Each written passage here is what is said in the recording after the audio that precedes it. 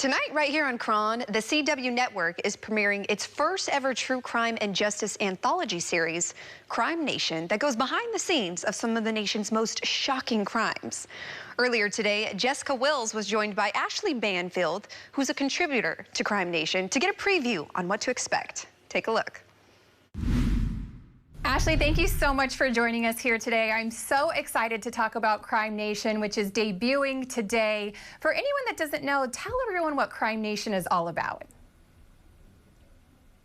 Well, thank you for having me. It's delightful to get this invitation. I appreciate it. So Crime Nation is a deep dive into some of the biggest crime stories that have transfixed the nation, whether it's in the last week or whether it's in the last 10 years. There are just some stories we can't shake, like the murders of the two young girls in Delphi, Indiana, like Gabby Petito, who was killed while on a joyous cross-country trip with her then fiance. Like Drew Peterson, who married 4 times and mysteriously 50% of his wives are gone and likely dead. So there's these certain stories that just grip us because they just don't sit right. And so Crime Nation has decided to take a 2-hour deep dive on the CW on Tuesday nights, 8 o'clock tonight in this market, and really dig up some facts, data, interviews that haven't happened yet, that people may have missed, and then put them all together start to finish so that you get the full narrative on those stories, because they might have just been a lot of headlines that came at you fast when they happened. And how do you guys take a deep dive and tell these stories that get everyone really excited about, finding out more details? What journey do you take everyone on?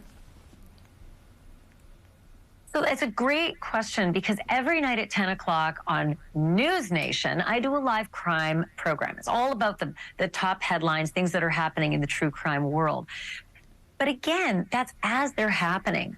And so we take what we do on NewsNation and now we transfer this onto Crime Nation, where we can actually stop down, take a deep breath, and do deep, deep research on these stories. Go back into these communities, interview people who nobody knew about before, people who come out of the woodwork, because oftentimes, years later, when the dust settles and the bright lights of the cameras go away, people come out of the woodwork and they actually tell a fuller picture of the story. And that's where new details start to emerge. So that's what Crime Nation really wants to do. We give you the full binge for 2 hours at night on the CW so that you can hear things and learn things, pieces of the puzzle that heretofore have been missing. So what is the premiere story that's debuting tonight? So the murders in Delphi, Indiana, of Libby German and Abby Williams, 2 young teenage girls. And when I say teenage, I mean 13, 14. They had just hit their teenage years. Really cherub-faced, lovely young girls, out for a hike, never came home. And the next day they were found murdered on the hiking trail. And here we are 7 years later, and we do not have a conviction in that case. We do have somebody sitting behind bars waiting to be tried. That's Richard Allen. He goes to trial this fall. But if you think about it, and this is where my mind does like gymnastics, Abby Williams would be 20 years old today, and Libby German would be 21. So to know that they haven't found justice in those cases yet, just imagine what those family members are going through for 7 long years, waiting for some kind of resolution in the murders of their kids. Think about their friends, think about their colleagues, think about all the kids they might be going to college with right now. That's the kind of thing where, we're really thrilled to be able to go back and do justice to the injustice so far in this case.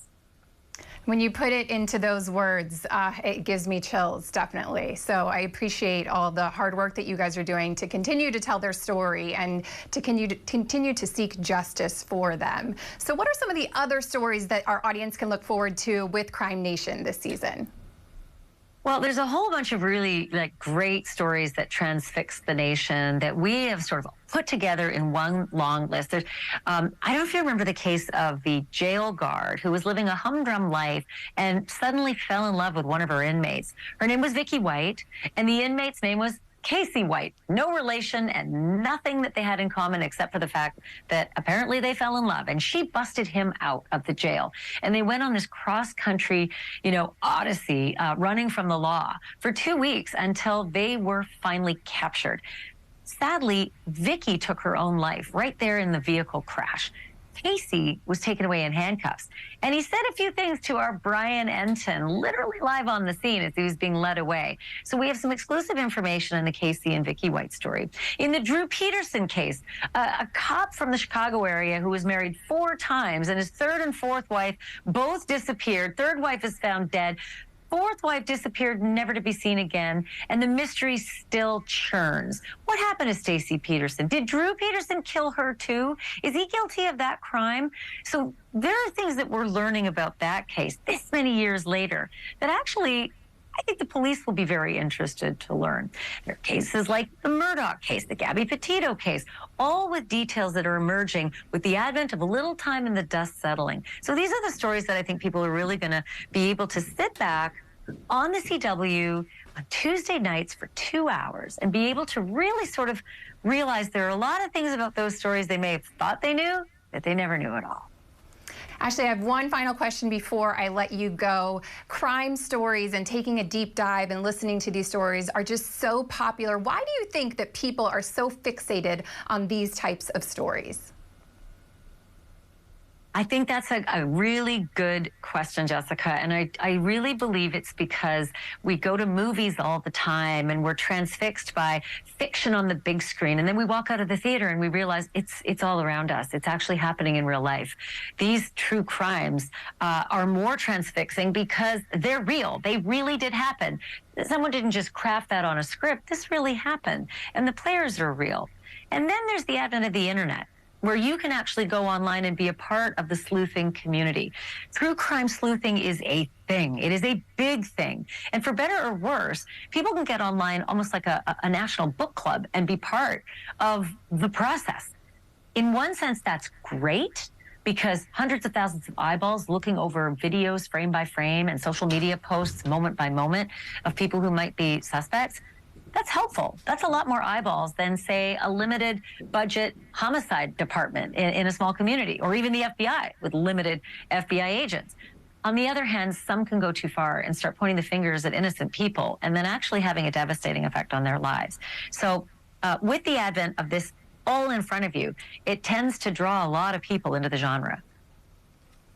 Ashleigh, thank you so much for joining us and giving us a preview of Crime Nation, which debuts tonight right here on KRON 4 at 8 p.m. I know that everyone is going to be so interested in these stories. Thanks so much for having me, Jessica. It's been really nice to talk to you. You can tune in tonight right here on KRON 4 to catch the premiere of Crime Nation. And if you want to learn more, we'll also have a link on our website at liveinthebay.tv.